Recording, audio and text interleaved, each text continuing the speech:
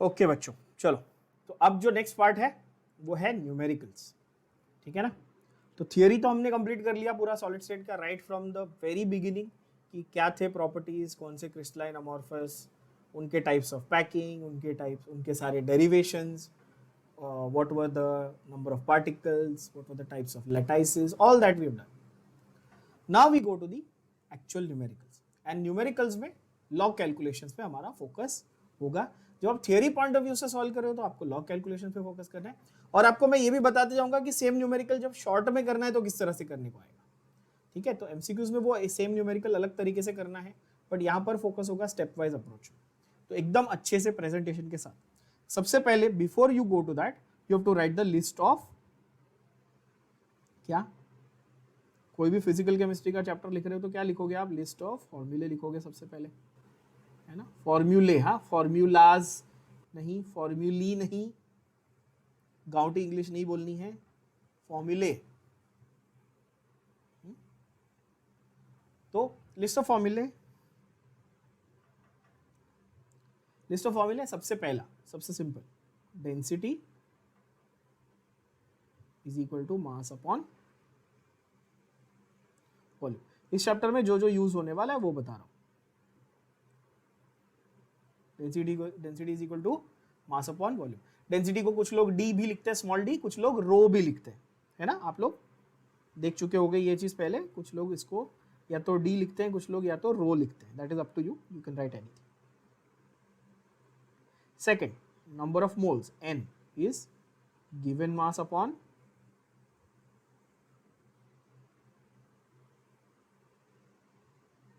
molar mass. Given mass upon molar mass. That is, how do you define given mass upon molar mass? W upon m. छोटा m upon बड़ा m भी बोलते हैं कुछ लोग, या W, W मतलब given weight भी बोल सकते हो, W upon m भी बोल सकते हो, ठीक है। Where W और M, स्मॉल m, है ना, ठीक है, ये दोनों गिवन मास हो सकते हैं, ओके। तीसरा, and this is now where the actual chapter begins, okay, the actual फॉर्मूले। एंड ये मैंने कहा था आपको पहले भी और दोबारा भी कह देता हूं, मेंशन कर देता हूं कि टेक्निकली इस चैप्टर के पॉइंट ऑफ व्यू से मैं देखूं तो एक ही फॉर्मूला है जो सब जगह यूज होने वाला है, that is density is equal to Zm upon a cube Na। एक ही formula, density is Zm upon a cube Na। सिर्फ एक फॉर्मूला आपको फंडा है, यूज करना है, इसमें मेजॉरिटी क्वेश्चन आपके सॉल्व हो जाएंगे, ठीक है। फंडे समझो जरा। वेयर d इज डेंसिटी, ये साथ में मेरे लिखते जाएंगे आप लोग। Z is number of particles, m is molar mass,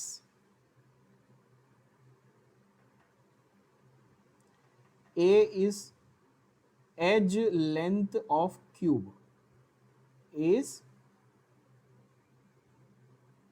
edge length of cube, ठीक है। क्यूब की आपको एज की लेंथ दी होगी, और Na क्या है आपको पता ही है, वो एवोगैड्रो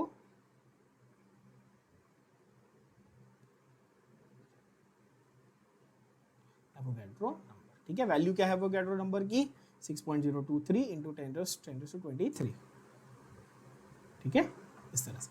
तो ये वाला जो फॉर्मूला, ये मेन फॉर्मूला, ठीक है, ये वाला आपको। नेक्स्ट जो फंडा है उसको थोड़ा सा ध्यान से समझना है। नेक्स्ट फंडे को अपन एक छोटे टेबल के फॉर्म में लिखेंगे, ठीक है ना। हमारे पास टाइप ऑफ क्यूब होगा, हम लोग कौन से 3 टाइप्स ऑफ क्यूब्स पढ़ने वाले हैं। वैसे तो हमारे पास लेटाइसेस बहुत टाइप के थे, 14 वैरायटी, बट हम लोग 3 किसके ऊपर फोकस कर रहे थे, SCC, simple cube, body centred और फेस सेंटर, है ना। अगर इनमें मैं वैल्यू ऑफ Z देखूं तो ऊपर जो फॉर्मूला में Z आया, ऊपर जो फॉर्मूला में Z आया उसकी वैल्यू आपको पता होनी चाहिए फॉर दीज 3 क्यूब्स, है ना, तो ही आपका वो काम आसान होगा, नहीं तो गड़बड़ हो जाएगी। उसके बाद उसका R और A का रिलेशन आपको मालूम होना चाहिए, और आपको उसका कोऑर्डिनेशन नंबर मालूम होना चाहिए हर एक क्यूब का, तब जाके आपका पूरा ये सिस्टम कंप्लीट होता है। इस तरह से ध्यान से देखिए।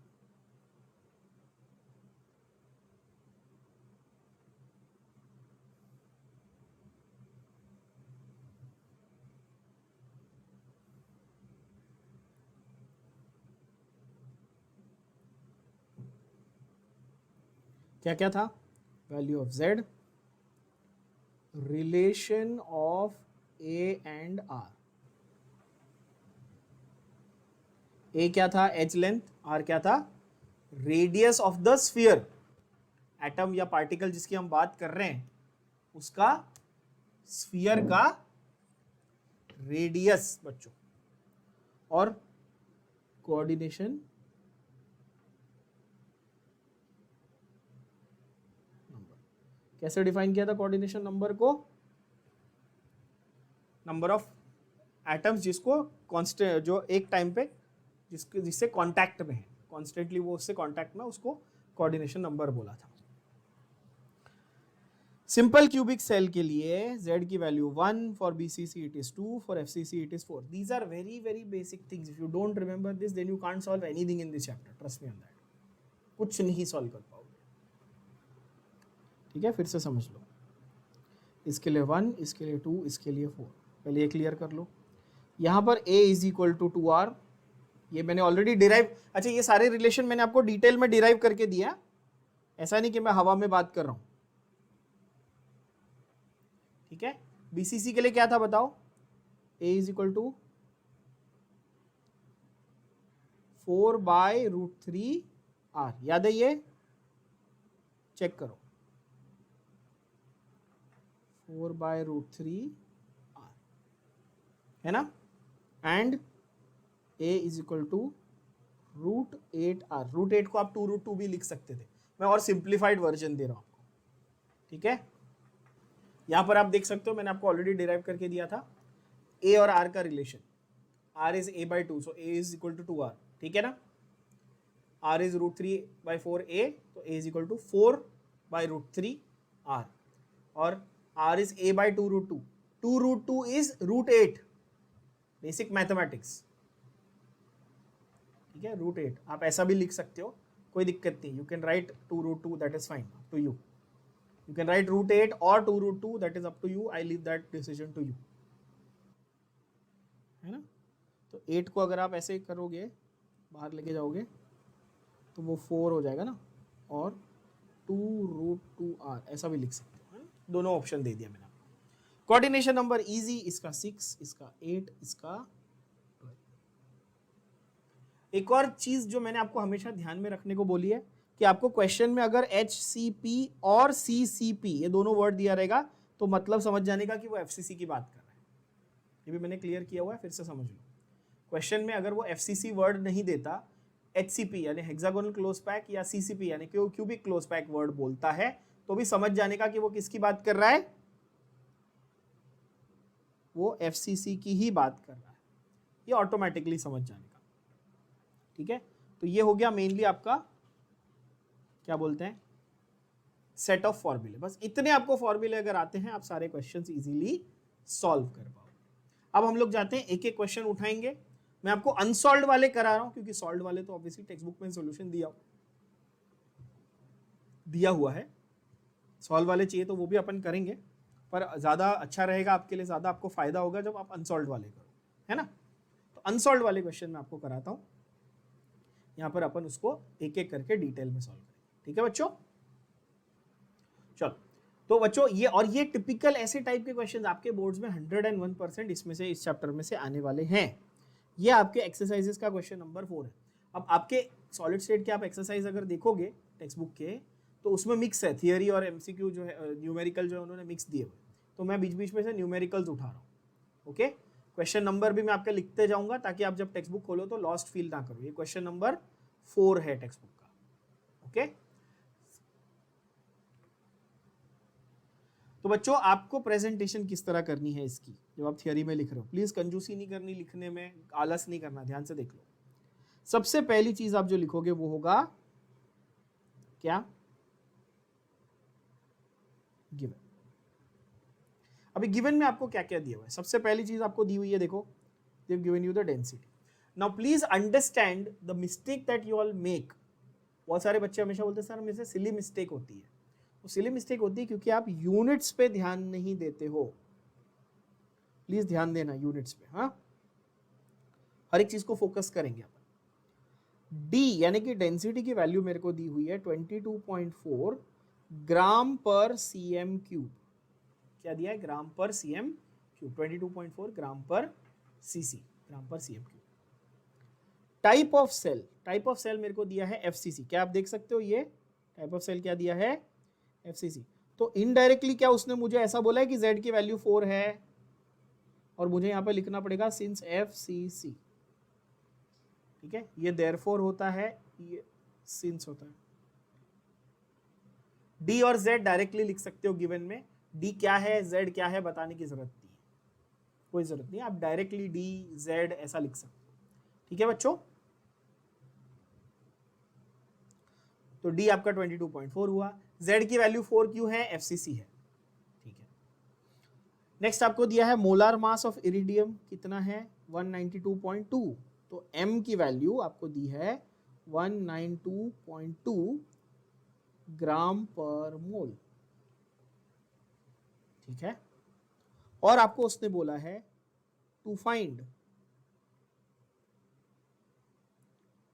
R of iridium, IR atom. IR यानी कि इरिडियम का एटम।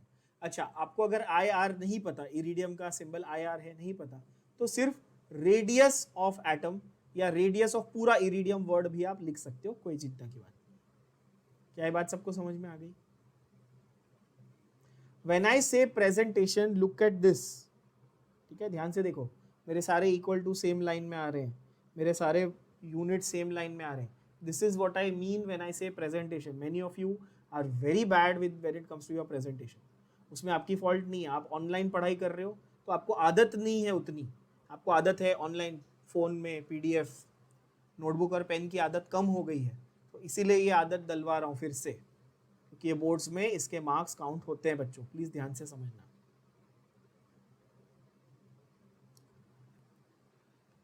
ठीक है बच्चों, प्लीज फोकस करना, प्रेजेंटेशन की बात है यहाँ पर, समझना बात को। Handwriting, how to write, everything I am showing you, like whether as if you are 5 year olds, but it's important. ठीक है, then some people write formula also। many of you have this habit of writing कि भाई कौन सा formula use होना है। This you may or may not write, that is your choice, कोई compulsion नहीं। गिवन, टू फाइंड और solution, ये लिखना कंपलसरी है। Formula you may or may not write, that is up to you. I am writing just for your reference, ताकि आपका revision हो जाए। Zm upon A cube Na। Na की वैल्यू तो मुझे पता ही है एवोगैड्रो नंबर की, है ना? यस बच्चों, अब आते हैं हम लोग सॉल्यूशन।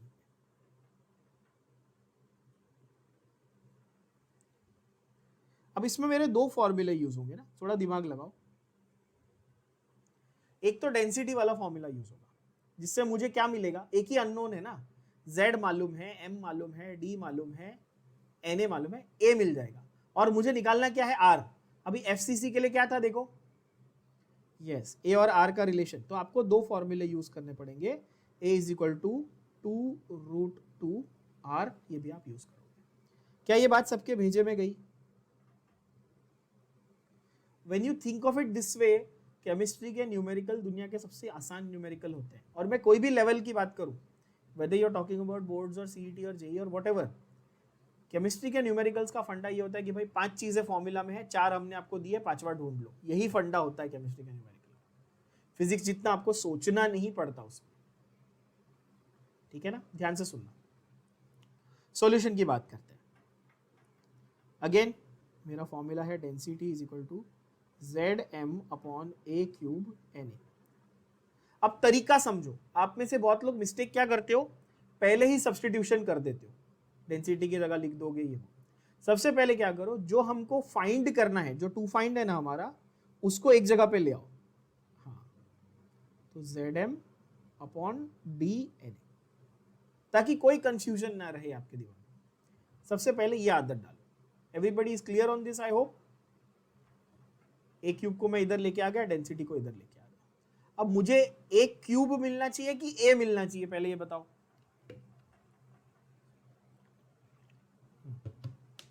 मुझे मिलना चाहिए ए, मुझे ए क्यूब नहीं, मुझे ए चाहिए। ठीक है, तो ए को मैं बोलूंगा कि इस पूरे इसका क्यूब रूट निकालने का है ना, पूरे इसका क्या निकालने का है। तो पहले ए क्यूब ढूंढ लेंगे और बाद में क्यूब रूट निकालेंगे, बरोबर है। अपन क्या करेंगे, पहले ए क्यूब ढूंढ लेंगे और फिर जो वैल्यू मिलेगी उसका क्यूब रूट निकालेंगे। अब जरा फंडा समझ लें। जेड की वैल्यू क्या थी, 4। मोलार मास कितना था, 192.2।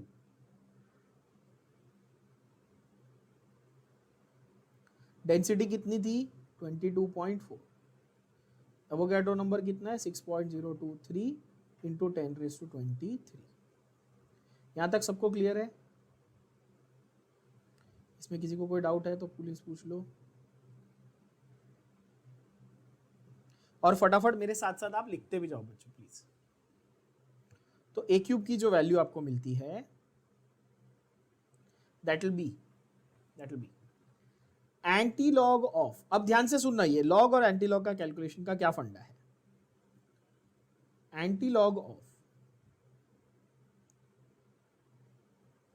log of 4 plus log of 192.2, this whole thing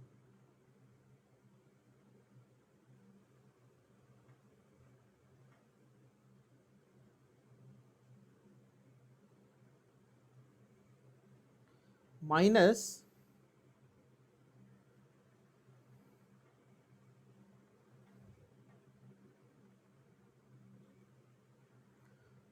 log of 22.4 plus log of 6.023. Now this whole thing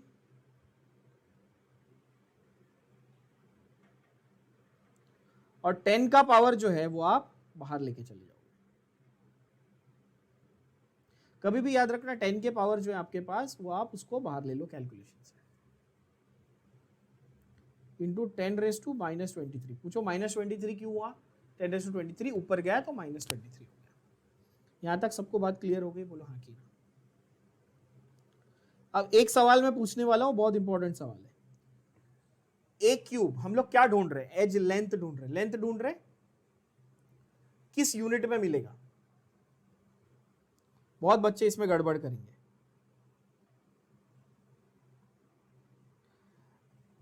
हमारे पास डेंसिटी सेंटीमीटर में थी, क्या हमने उसको कन्वर्ट किया था, नहीं, तो मेरे को लेंथ का आंसर यहां पे सेंटीमीटर में ही मिलेगा। समझो बात को, गड़बड़ नहीं करना। देखा, इसलिए मैंने बोला यूनिट में आप लोग गड़बड़ करते हो। फिर से क्वेश्चन को, लेंथ मुझे यहां पर सेंटीमीटर में मिलेगी क्योंकि डेंसिटी मेरे पास सीएम क्यूब में थी। ये तो ग्राम और ग्राम है, ठीक है, मैंने ग्राम में रखा है, ठीक है। तो अगर ये न्यूमरेटर डिनोमिनेटर में आया तो कैंसिल हो जाएगा मान लो, पर जो लेंथ है वो मुझे सेंटीमीटर में मिलेगी। क्या ये बात क्लियर हुई? जिन बच्चों को यूनिट में गलती करने की आदत है उनके लिए आपको मैं एक टिप बताता हूं। ये ऐसा है ना, ग्राम 192.2 ग्राम पर मोल, बरोबर है ना, और ये 22.4 ग्राम पर सीएम क्यूब है ना। तो ये ग्राम ग्राम कैंसिल हो जाएगा, तो सीएम क्यूब में जो भी बच रहा है वो सीएम क्यूब में आएगा। ऐसे आपको सोचना है,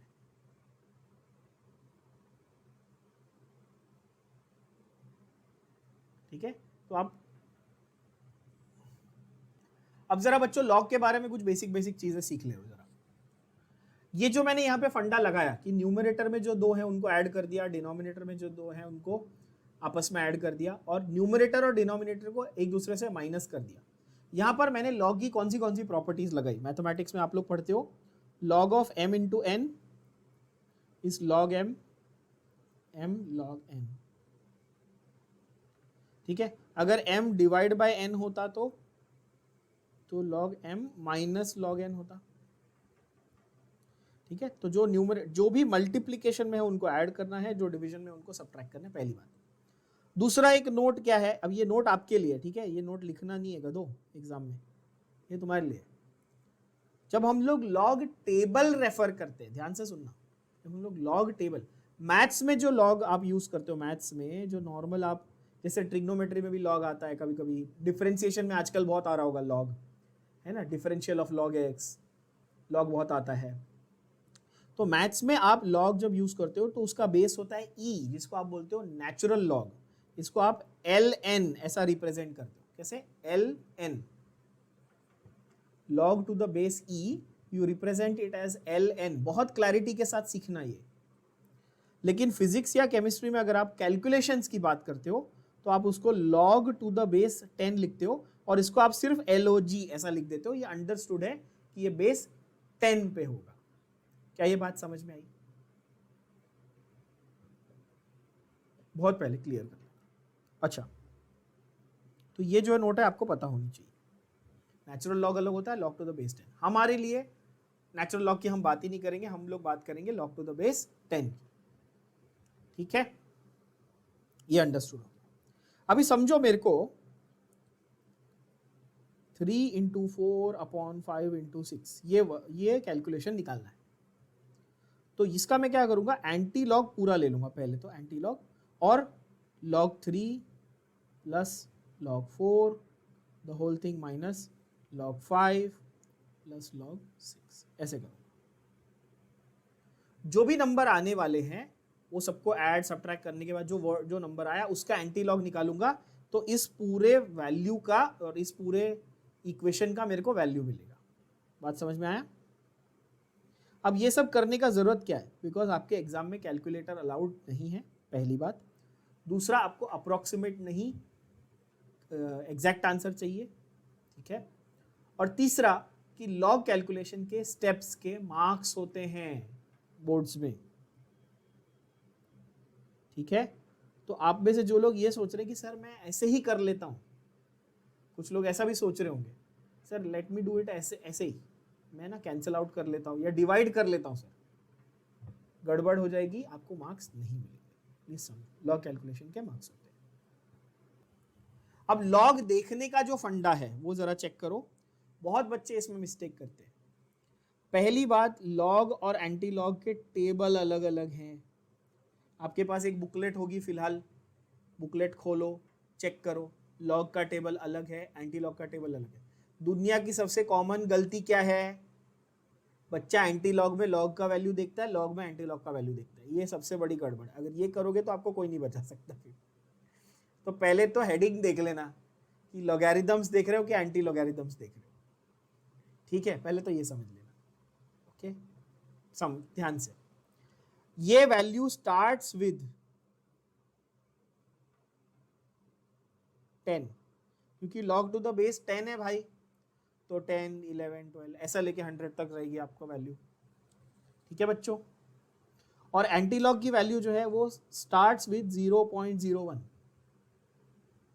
मतलब इसकी जो वैल्यू है वो 0.00 से, मतलब डेसिमल के बाद की वैल्यू देखी जाती है एंटी लॉग के लिए। पहले दिमाग में ये बिठा लो, बहुत सिंप्लीफाइड वर्जन दे रहा हूँ, ये मेरा जो गरीब बायो वालों का जो मैथ्स होता है वो वाला वर्जन दे रहा हूँ, इससे सिंपल नहीं हो सकता। एंटी लॉग में 0.00 डेसिमल के बाद वाली चीजें देखनी है, और लॉग में 10 से आगे देखनी है। बात क्लियर हुई ना? Now a log value is a pure number. Another thing that you need to understand. Public बच्चे कई बार पूछते हैं, सर ये log actually होता क्या है? अरे भाई, log एक pure number होता है और कुछ नहीं होता। It's a pure number. It has no unit. First understand that. log क्या है? एक प्योर नंबर है बच्चों, और उस प्योर नंबर के दो पार्ट्स होते हैं, एक डेसिमल के पहले, एक डेसिमल के बाद। सपोज मैं बोलूं 1.4771, डेसिमल के पहले, डेसिमल के बाद। डेसिमल के पहले जो पार्ट है उसको हम बोलते हैं कैरेक्टरिस्टिक। क्या बोलते हैं? कैरेक्टरिस्टिक। डेसिमल के बाद जो आता है उसको हम कहते हैं मैंटिसा। मैंटिसा। ये वर्ड्स अगर आपको नहीं भी पता, कैरेक्टरिस्टिक और मैंटिसा नहीं भी पता, तो आप बोलना डेसिमल के पहले डेसिमल के बाद। अगेन गरीब मैथ्स, कोई दिक्कत नहीं।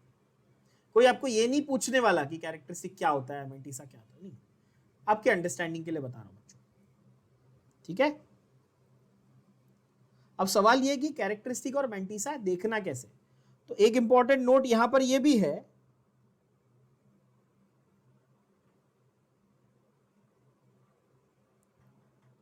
कि लॉग और एंटी लॉग का जो टेबल है,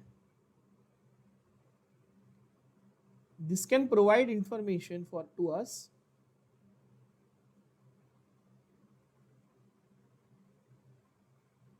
only about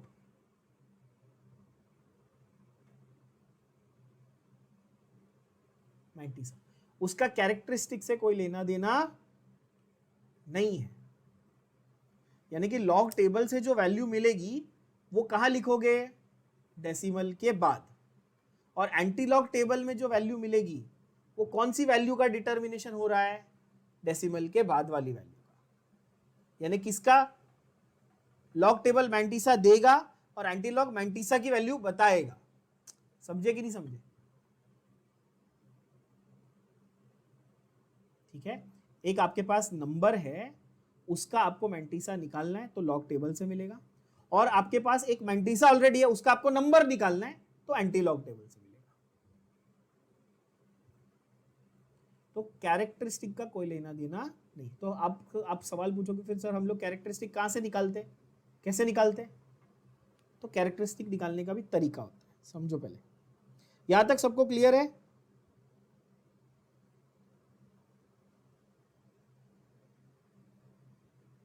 ध्यान से सुनो, एग्जाम्पल के साथ समझाऊंगा तो समझ में आएगा, ऐसे नहीं समझेगा। सपोज मेरे पास एक नंबर है, एग्जाम्पल, ये सारा पहले लॉग का फंडा समझा रहा हूं, फिर वापस जाएंगे हमारे न्यूमेरिकल पे। पहले लॉग समझ लो, लॉग नहीं आता तुम लोग, लॉग समझो। एक एग्जाम्पल ले लो,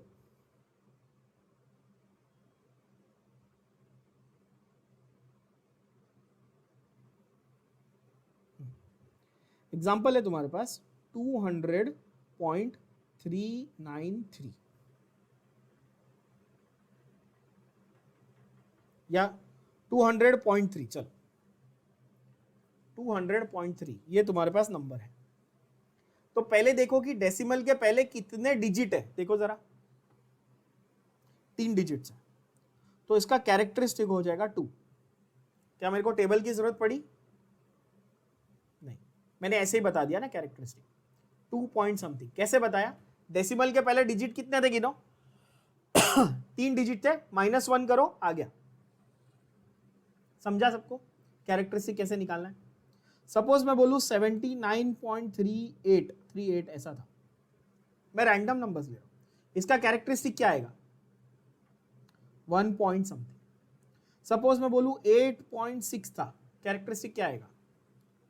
0 पॉइंट समथिंग। सपोज मैं बोलूं 0.3 था, कैरेक्टरिस्टिक क्या आएगा? 1 बार। When you say 0.3 तो डेसिमल के आगे तो कुछ है ही नहीं। अब बच्चे ना इसमें गधे जैसा लॉजिक लेके आते हैं, सर डेसिमल के आगे 0 लिखा है, 0 तो एक डिजिट है ना। अरे भाई 0 का मतलब 0 होता है, 0 की कोई वैल्यू नहीं है, 0 को काउंट मत करो। हाँ, नेचुरल नंबर काउंट, ठीक है। और एक और चीज, ये बेवकूफी भी मत करना, 8, अच्छा सॉरी, बहुत बच्चे इसमें भी गड़बड़ होते हैं, 8 - 1 7 लिख के आते। अरे वैल्यू नहीं देखनी, कितने डिजिट है वो देखना है, ठीक है। बहुत सिंपल चीजें हैं, बट स्टुपिडिटी होती है, इसलिए बता रहा हूं। जिनको लॉग आता है वो हंस रहे होंगे, बोलेंगे क्या सर एकदम बेसिक चीज बता रहे हो, but trust me 8 out of 10 people don't know these or make these mistakes। हाँ करते हैं लोग, तो वो गधापना नहीं करनी। तो इसका 79 - 1 ऐसा नहीं है कि 78 लिख के आओगे, है ना, 2 डिजिट है तो 1 लिखा। और जब मैं 0.3 की बात कर रहा हूं तो वो आपका क्या है?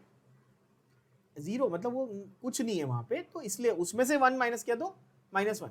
अच्छा, जब कैरेक्टरिस्टिक लिख रहे हो तो -1, -2, -3 वर्ड नहीं लिखेंगे, 1 बार, 2 बार, 3 बार ऐसा लिखेंगे, नेगेटिव को बार में बताएंगे। क्या ये बात समझ में आई? ठीक है, ये सारी मिस्टेक्स मुझे आपसे नहीं चाहिए, ठीक है, कि माइनस लिख के आ गए, ऐसा नहीं, 1 बार 2 बार। तो अब आप मुझे बताओ 0.003, ठीक है, 0.003 अगर ऐसा नंबर है तो ऑलरेडी डेसिमल के पहले कुछ नहीं था और प्लस 2 और 0 है। बात को समझो, ध्यान से सुनो, ये बहुत बेसिक चीज है बट पता नहीं क्यों नहीं आप लोगों को पता होती है। ध्यान से सुनो जरा, 0.003 ये नंबर का मुझे लॉग निकालना, पहले तो उसका कैरेक्टरिस्टिक निकालना पड़ेगा। बात समझ रहे हो? तो यहां पर कितने जीरो आपको दिख रहे हैं? 2 जीरो आपको यहां पे दिख रहे हैं और डेसिमल के पहले भी कुछ नहीं है, तो यहां पर आएगा 3 बार, ये 2 जीरो और एक वो डेसिमल के पहले वाला। बात को समझो, हाँ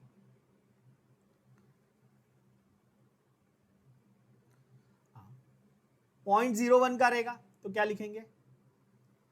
2 बार। बहुत बेसिक चीजें हैं, प्लीज ध्यान से समझना, ठीक है ना। सपोज आपको इसको और सिंप्लीफाई करके लिखना था तो आप इसको ऐसे नहीं लिख सकते थे, 3 × 10⁻³ है कि नहीं? तो ये जो है ना, बस उसको यहाँ पे 3 बार ऐसे लिख, समझ में आ रही बात? 1 × 10⁻² ऐसा होता था ना, तो ये जो -2 है ना उसको यहाँ लिख दो 2 बार, ऐसा फंडा है। समझ में आ रहा है बच्चों? इस तरह से सीखना, इस तरह से सोचना है, तो कैरेक्टरिस्टिक निकालने में गलती नहीं करेंगे आज से, ठीक है। तो अब आपको अगर मैं यहां पे अप्लाई करने को बोलूं यही फंडा, अभी तक हमको लॉग टेबल उठाने की जरूरत नहीं पड़ी, आप ध्यान से देखो, क्योंकि हम लोग अभी तक पहले कैरेक्टरिस्टिक निकाल लेते हैं। एंटी लॉग ऑफ,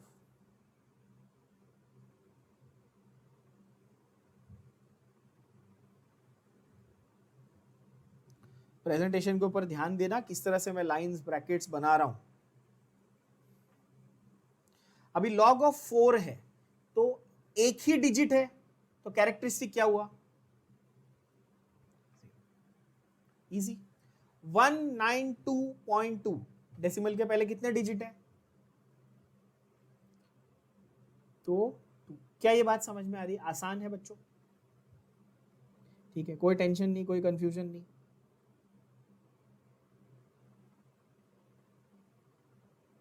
.4 का क्या आएगा? 1। और 6.03 का 023 का क्या आएगा? क्लियर हो गई बात? कोई टेंशन नहीं।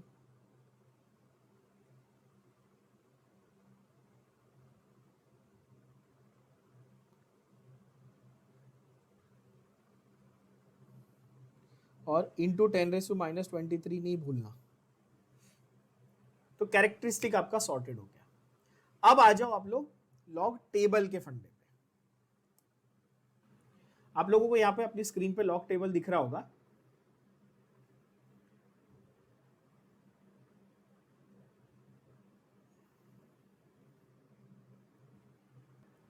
पहली बात, आपकी बुक में जो टेबल है आपके पास सामने वो 10 से चालू हो रहा है। Please ignore the fact that यहां पर 10 की जगह पे 1 दिया हुआ है, ठीक है। The correct form of the table starts with 10 only, ठीक है। तो जो यहाँ पे 1.1 है वो 11 है आपके बुक में, करेक्ट है बच्चों। यहाँ पे 1.2 है वो आपके बुक में 12 है। पहले तो ये समझ लो, ठीक है। चिंता मत करो। मेरे को जो ऑनलाइन सामने सबसे पहले टेबल दिखा मैंने वो खोला है, ठीक है। तो आप लोग ये समझ लो कि आपके बुक में जो 10 के हिसाब से दिया है आपकी लॉग बुक में, वो यहाँ पे 1 के हिसाब से दिया है। पहले तो ये समझो, ठीक है ना, वो करेक्ट है, आपका वाला करेक्ट है।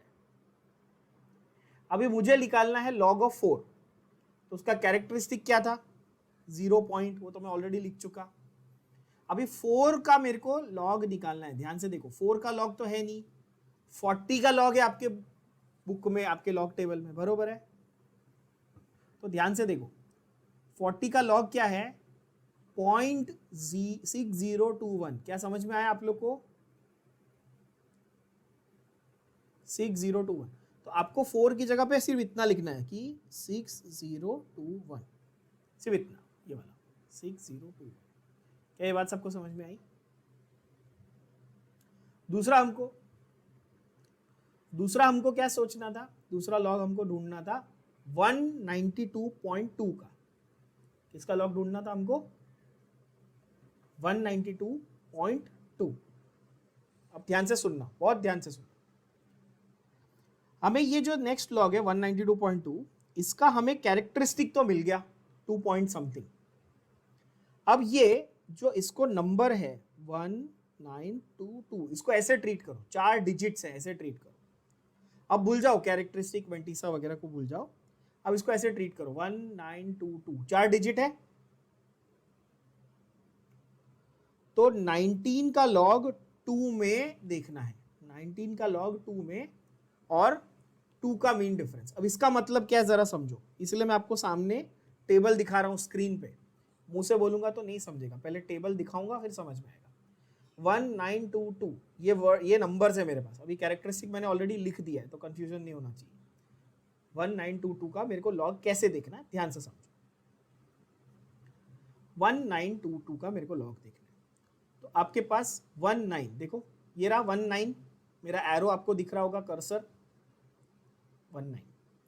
और कॉलम्स को ध्यान से देखो, ये 0 का कॉलम है, ये 1 का कॉलम है, ये 2 का कॉलम है। क्या आप देख पा रहे हैं बच्चों? तो 19 का 2 का कॉलम वैल्यू देखो क्या आ रही है, 0.2833। हमको क्या चाहिए था? 1922 चाहिए था, 1922। तो 19 ये 2, और आगे मीन डिफरेंस देखो क्या है, 2 के कॉलम में मीन डिफरेंस कितना है? 4। तो वो मीन डिफरेंस इसमें ऐड करो तो कितना होगा? 2837। क्या ये बात सबको क्लियर हुई? ये शुरू में करने पे बहुत कॉम्प्लिकेटेड लगता है, आपको ऐसा लगेगा कि कितना लंबा प्रोसेस है, इससे अच्छा तो मैं मल्टीप्लाई कर लेता। मीन डिफरेंस को ऐड किया, 2 के कॉलम का मीन डिफरेंस देखो, ऐड किया इसमें, तो 2833 में ये 4 ऐड कर दिया तो 2837 हो गया। क्या ये बात समझ में आई सबको? तो यहां पर आप लिखेंगे 2837। क्या ये बात आप लोगों को क्लियर हुई? बोलो हाँ कि ना। बहुत सिंपल, ठीक है, बहुत सिंपल। अभी आते हैं नेक्स्ट, हमारे पास लॉग 22.4। कैरेक्टरिस्टिक हमारे पास था 1, पता है सबको।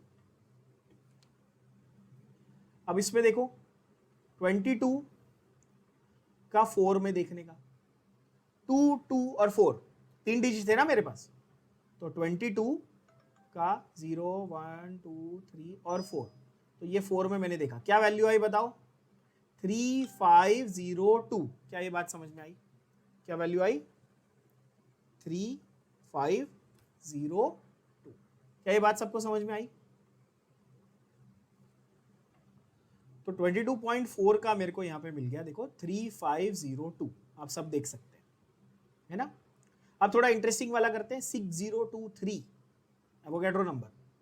तो एवोगैड्रो नंबर का कैसे निकालोगे? देखो, तो आप आ जाओ 60 केस में, 60 केस में आ जाओ, 6 फिर 0 फिर 2, 7796, और 3 का मीन डिफरेंस कितना है? 2, तो 7798। 7798। क्या ये सबके बुद्धि में गया?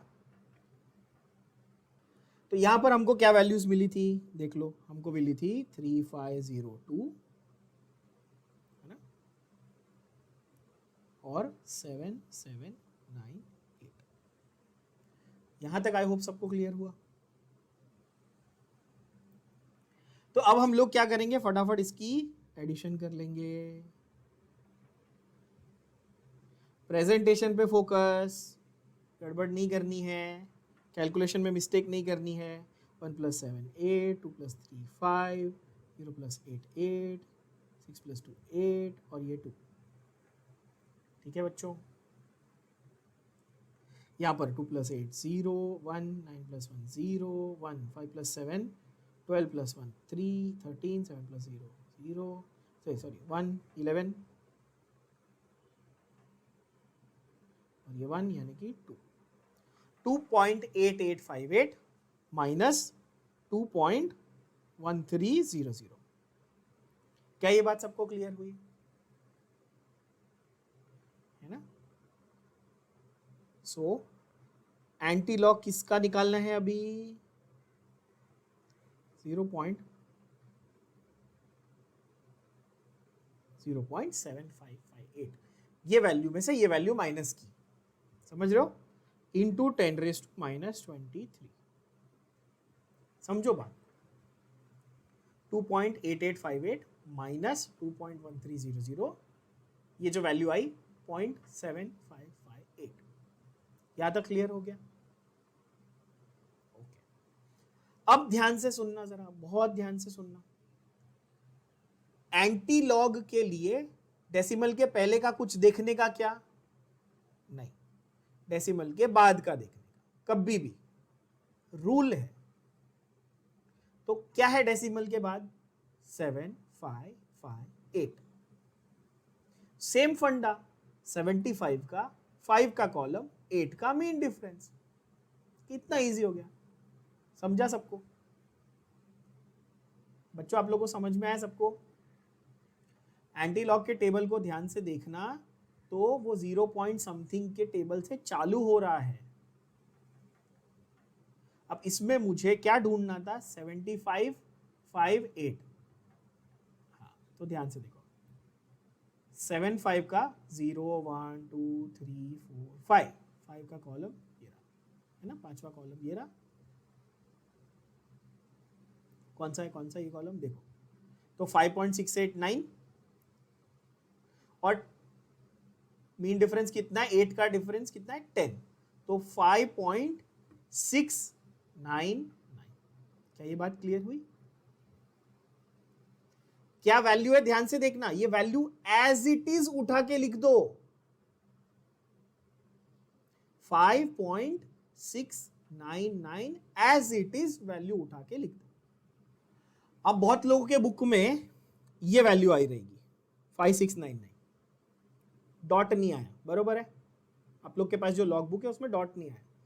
तो एंटी लॉग का रूल ही यही है कि पहले नंबर के बाद डेसिमल लगा, आंख बंद करके, आगे पीछे कुछ मत देखो, पहले नंबर के बाद डेसिमल लगा दो।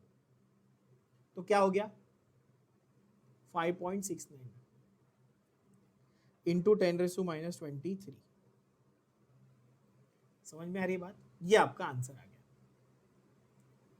एंटी लॉग में आपने जो वैल्यू निकाली, उसमें आपको टेबल में जो भी वैल्यू मिली हो, जैसे मुझे आपको ये वैल्यू मिली थी, आपको ये वैल्यू मिली थी 5699 बच्चों, आप सिर्फ पहले डिजिट के बाद चुपचाप डॉट लगा दो, बात खत्म। मेरे पास जो टेबल था वो एग्जैक्ट था, उसमें एक्चुअल वैल्यू थी 5.699, बट आपको 5699 दी हुई है ना, आप सिर्फ पहले डिजिट के बाद डॉट लगा दो, करेक्ट आंसर आता है, आंख बंद करके, कोई इसमें चिंता की बात। 5.699 इंटू 10⁻⁻23, ये क्या है? ये ए क्यूब है। ये क्या है? ये ए क्यूब है। अब ध्यान से सुनना जरा, I want to take cube root of this, I want to take cube root of this, correct? मुझे इसका क्यूब रूट लेना है ना, तो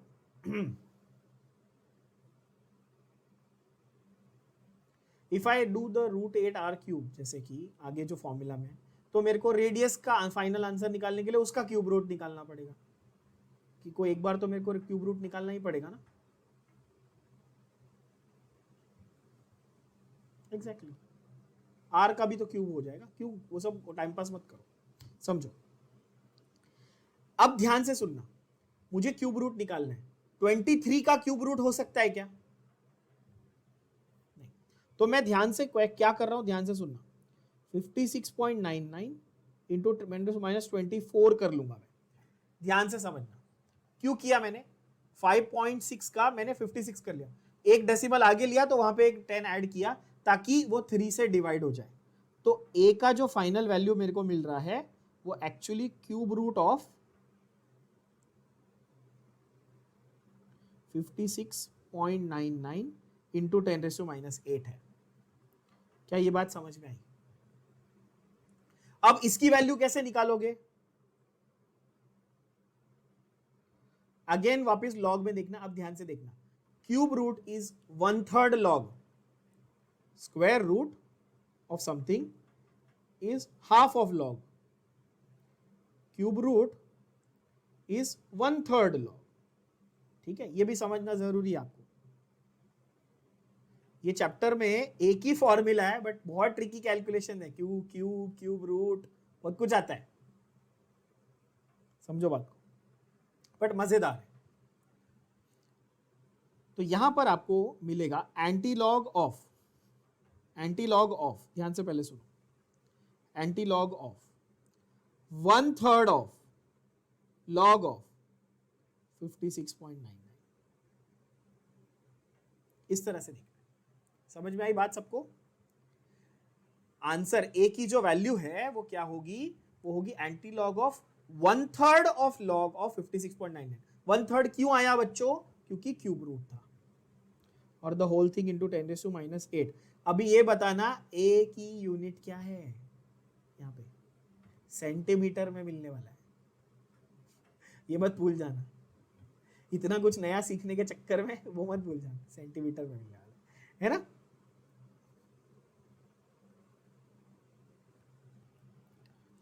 तो अब देखो ये एंटीलॉग ऑफ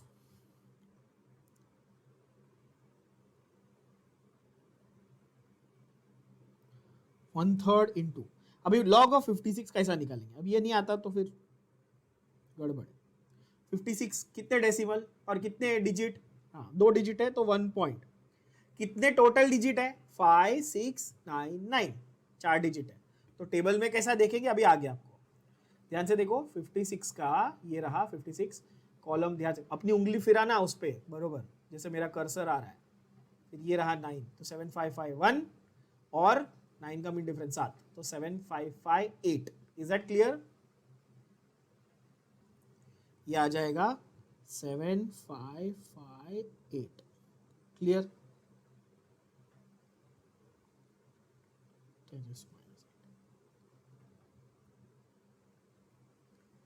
ठीक है, अब इसको डिवाइड करो। डिवाइड होता है, पहले देखो 3 से डिविजिबल है क्या? 3 से डिविजिबल नहीं है। अगर सपोज ये 7557 होता तो होता डिवाइड, है ना? तो ठीक है, अभी अपन पहले एग्जैक्ट नंबर के हिसाब से करें। क्या आएगा बताओ?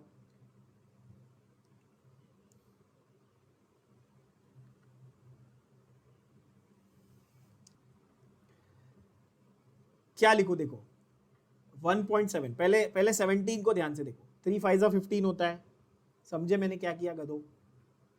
पहले इसको देखो, ऐसे देखो 1.7 है ना, 3 5 15 होता है, कितना बचा? 2, कितना? 25, 2 और आगे 5। समझ में आ रहा है कैसे करना है? 8, फिर वापस कितना बचा? 1 15, तो 5, फिर 8, तो 3 2 6, कितना बचा? 2, फिर वो 6, बट मुझे क्या करना पड़ेगा? लास्ट में 6 था ना, तो 5 3, समझा? 5 8 5 2 6 6 6 6 6 6 था, तो मैंने 5 8 5 3 कर लिया। थोड़ा बुद्धि वापरो जरा, बहुत बेसिक चीज है। ठीक है बच्चों, है ना? आप लोग इतने घबरा जाते हो, घबराओ मत यार छोटी छोटी चीजों। सर ये ऐसा होता तो डिवाइड होता, वैसा होता तो डिवाइड, वैसा नहीं है ना, वैसा होता तो बहुत कुछ अच्छा होता। जो है वो करो ना डिवाइड, क्यों चिंता इतनी करते हो? अब इसका एंटीलॉग निकालेंगे, तो फंडा तो वही रहा ना, डेसिमल के बाद 5 8 5 3। 58 के टेबल में 5 का कॉलम, 3 का मीन डिफरेंस, इजी। तो यहां देखना 58 का 5 का कॉलम ये रहा, तो 3.846, और 9 का कॉलम, सॉरी 3 का कॉलम, 3 का कॉलम 3, तो 3.849। अब आपके बुक में आपके पास जो लॉग टेबल है उसमें 3849 ऐसा दिया होगा, बरोबर है बोल रहा हूं बच्चों? चलो तो यहां पर आया 3.849। अगर आपकी बुक में 3849 था, पहले डिजिट के बाद डेसिमल मार दो, क्लियर हो गया, इंटू 10⁻⁻8 सेंटीमीटर। फाइनली घूम फिर के आ गई वैल्यू ऑफ ए, क्लियर? अब क्यूब रूट निकालने की जरूरत नहीं, अब तो क्या करना है, अब सिर्फ √8r डिवाइड बाय √8 है ना। नेक्स्ट फॉर्मूला क्या था हमारा बच्चों? a was 2√2r, तो r is a by 2√2, बरोबर ना। तो r की वैल्यू है a डिवाइड बाय 2√2, यानी कि 3.849 into 10⁻⁸ upon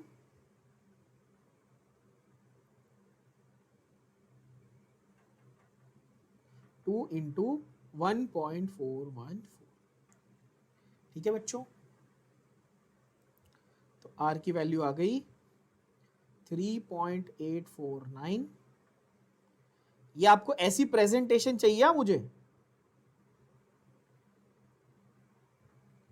divide by 2.828 into 10⁻⁸। Clear हो गई बात? समझ पा रहे हो आप लोग?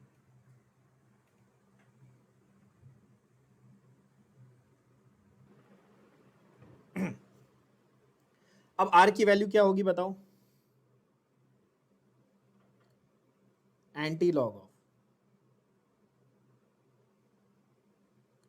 log 3.849 माइनस log ऑफ 2.828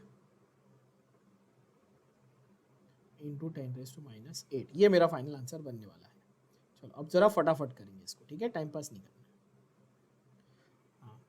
अभी 3.849 है तो 0 पॉइंट माइनस 2.8 समथिंग है तो 0 पॉइंट। कैरेक्टरिस्टिक पहले लिख देने का ताकि आपके दिमाग में कोई कंफ्यूजन ना हो, ठीक है बच्चों।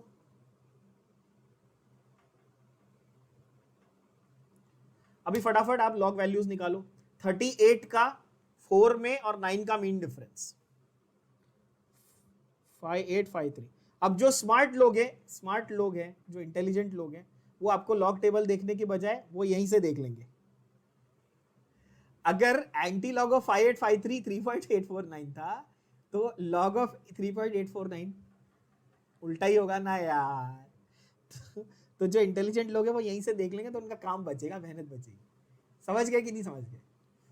ठीक है, क्योंकि लॉग और एंटी लॉग एक दूसरे के ऑपोजिट्स है ना बेटा। हाँ 28 का 2 में फिर 8 का मीन डिफरेंस क्या आएगा value?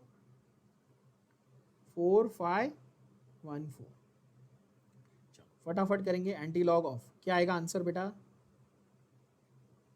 0.13 minus 4 is 9, 4 minus 1 is 3, 8 minus 5 is 3, 5 minus 1339 into 10⁻⁻8। Anti log of 0.1339 आपको निकालना है। अब इसका एंटी लॉग आप टेबल में से निकालो। 13 में 3 का कॉलम, 9 का मीन डिफरेंस 1361, यहाँ पे डॉट डालो इंटू 10⁻⁸। 136.1 इंटू 10⁻⁻10 सेंटीमीटर, यानी कि 136.1 picometre. Check, that is your final answer. आपको लग रहा होगा कि बहुत लंबा हो गया, बट बिकॉज आप लोग लॉग सीख रहे थे। Once you get the log you realise how easy it is. And check, आपको यहाँ पे आंसर एग्जैक्ट मैच होगा। अच्छा, आपका और टेक्स्ट बुक का आंसर हमेशा 0.1 0.2 का डिफरेंस आएगा। ये भी बता दूं क्यों? क्योंकि वो लोग कैलकुलेटर से करके देते हैं और आप लॉग टेबल से कर रहे हो। ये भी बता दूं, आपका आंसर ज्यादा करेक्ट है, बोर्ड में आपका आंसर माना जाएगा, ना कि कैलसी वाला। ठीक है बच्चों, आप लोगों ने स्टेप बाय स्टेप देखा मैंने किस तरह से कैलकुलेशन की। ये मैं क्यों बता रहा हूं, बिकॉज आपकी हैबिट है आप ये सारी कैलकुलेशन रफ में करते हो, बुक के एंड में, नीचे, लास्ट पेज पे, मैंने देखा ही। तो ये बोर्ड्स में नहीं चलेगा, बोर्ड्स में आपको कैलकुलेशन दिखानी पड़ती है। ये कैलकुलेशन जो यहाँ पे प्यारे से ब्रैकेट में मैंने अच्छे से दिखाई है ना, इसके मार्क्स होते हैं। ये सम आपका 3 मार्क का आता है बेटा, ठीक है। बोर्ड्स में जनरली आपको, हाँ, और लास्ट जो आखिरी चीज है जो सबसे इंपॉर्टेंट है वो है आंसर इन स्टेटमेंट फॉर्म। ये कंपलसरी है लिखना। जो स्टेटमेंट फॉर्म में क्वेश्चन पूछा गया था बच्चों, आपको उसी स्टेटमेंट फॉर्म में आंसर भी लिखना है। जैसे कि उन्होंने क्या लिखा था, calculate radius of iridium atom, तो आपको उसी भाषा में उनको जवाब देना है। The radius of iridium atom is, क्या ये बात सबको समझ में आई?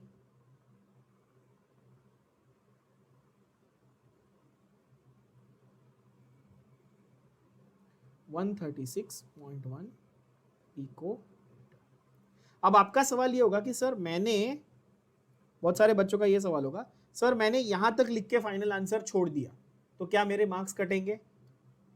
आंसर है कि नहीं, आपके मार्क्स ओरिजिनली तो नहीं कटेंगे, पर आपको फुल मार्क्स आए और आपका पेपर वहां गया मॉडरेटर के पास, जहां पे उसको ढूंढ ढूंढ के आपके मार्क्स काटने, तो वो आपके आधे मार्क या 1 मार्क काटेगा।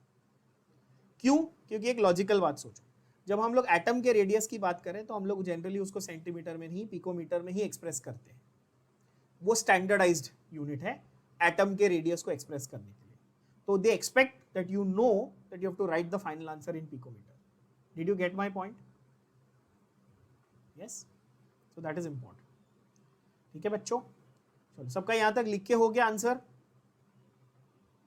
अब बच्चों जरा एक कॉन्सेप्ट ये सीखना, ये समझना कि अगर ये सेम क्वेश्चन आपको एंट्रेंस एग्जाम में आता है, सीईटी या जेईई में, जो बहुत बार आया हुआ है, आता है, ठीक है, बहुत कॉमन है, तो आप उसको कैसे सॉल्व करेंगे?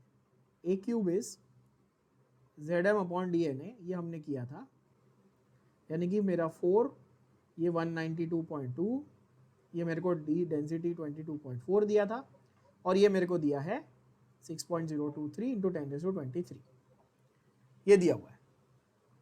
ठीक है, तो पहले तो मैं अप्रोक्सीमेशन से शुरू करूंगा, 4 इंटू 192 कर दूंगा, और इसको 22 कर दूंगा, और इसको 6 कर दूंगा, और इसको 10⁻23 कर दूंगा। यहाँ तक क्लियर है? ठीक है, अब 22 और 192 जाता है क्या, पहले चेक कर लो। डायरेक्ट जाता है? नहीं, ये 2 2s, ये 2 3s, 3 और 192 जाता है? हाँ, 3 6 18 और 3 4 12। ठीक है, करेक्ट। तो अगर आपका ये, इसको मैं 66 मान लूं तो ये 3 से सीधा चलेगा, 2 3s अप्रोक्सीमेटली मेरा आ गया यहाँ पे 6। क्या ये बात समझ में आई? तो इसको मैं ऐसे कर लूं 60 इंटू 10⁻24। क्यों किया? वापस क्योंकि क्यूब रूट निकालना है। बात समझो बात बच्चों। अच्छा, 5 का क्यूब क्या है? 5 इंटू 5 इंटू 5 125। 3 का क्यूब क्या है? 27। 4 का क्यूब क्या है? 64। बात समझ रहे हो आप लोग? तो मुझे थोड़ी कॉमन सेंस लगानी है कि ए की वैल्यू क्या होगी, 3 और 4 के बीच में होगी, और वेरी क्लोज टू 4 होगी। समझ रहे हो? क्योंकि 3 का क्यूब 27 होता है, 4 का क्यूब 64 होता है, ये 60 है, तो ये 3.9 में ले लेता हूं। समझा कि नहीं समझा? इंटू 10⁻8। कितना इजी हो गया। और अगर आप देखो हमारी रियल वैल्यू क्या हुई थी, 3.849। कितना इजीली आप क्लोज टू दैट आंसर पहुंच गए। समझ पा रहे हो बच्चों? With in few seconds 3.9 into 10⁻8 पहुंच गए। अब तो आंसर इजी हो गया ना। आर की वैल्यू क्या है? a/2√2 है ना। तो 3/3.9 अपॉन 2 इंटू 1.4। 1.4 को अगर मैं 1.3 ले लूं, 13 3s 9 होता है। चेक करो जरा, 13 3s 9 होता है, 3/2 मतलब क्लोज टू 1.5, और 1.36 आपका आंसर है। मतलब ऑप्शंस आपके होंगे 1.36 will be close to 5, 1.5 that will be your answer. In fact I can look at it this way, ये 3.9 है ऊपर, ये 1.4 है, समझो। तो ये मेरा, हाँ 13 होता तो 3 होता, 14 है ना, 1.4 है ना नीचे, तो ये 3 से थोड़ा कम होगा, 2.9/2, तो और नजदीक आ गया, 1.4 के आसपास आ गया। समझे कि नहीं समझे? ऐसे आपने देखना है। विद इन फ्यू सेकेंड्स आपका पूरा का पूरा कैलकुलेशन जो है वो कंप्लीट हो जाता है ऐसे केस में, and you will get the closest possible answer without applying any log, any multiplication, nothing else. That is the way that we are going to tackle these calculations. Now ये एक ही ऐसा chapter है chemistry का actually speaking, जहां पर ऐसे cube और cube root और ये सब बड़े बड़े ये है कैलकुलेशंस। एक ही फॉर्मूला है, सिंपल फॉर्मूला है, पर कैलकुलेशंस थोड़े अजीब है। सेम भी अगर आप फिजिक्स में देखते हो तो आपको magnetic effect of electric current, वो 1/4πε0 ये वो सब है ना, उसमें बड़े बड़े कैलकुलेशन आते हैं, 9 × 10⁻⁹ वाले फंडे हैं। फिजिक्स में ऐसे बहुत चैप्टर्स हैं जहाँ पे कैलकुलेशंस कॉम्प्लिकेटेड है, केमिस्ट्री में ऐसे थोड़े कम है, ज़्यादा नहीं है कैलकुलेशन कॉम्प्लिकेटेड वाले, तो इसमें घबराने की जरूरत नहीं है। एंट्रेंस में बहुत ईजी हो जाता है ये, जब अप्रॉक्सीमेशन करना है। जो आपके बोर्ड्स के लिए मैंने आपको पूरा आज डिटेल तरीका समझाया है कि किस तरह से अपन करने वाले हैं। ठीक है बच्चों? ठीक, चलो। तो आज का हमने किया एक ही क्वेश्चन ऑब्वियसली, बट हमने फॉर्मूला लिस्ट किया और हमने पूरा फंडा समझा कि लॉ को कैसे करना है और कैसे रीड करना है लॉग टेबल को। अगले सेशन में अपन सारे क्वेश्चंस बहुत फास्ट कर पाएंगे, सब कंप्लीट कर लेंगे। ठीक है?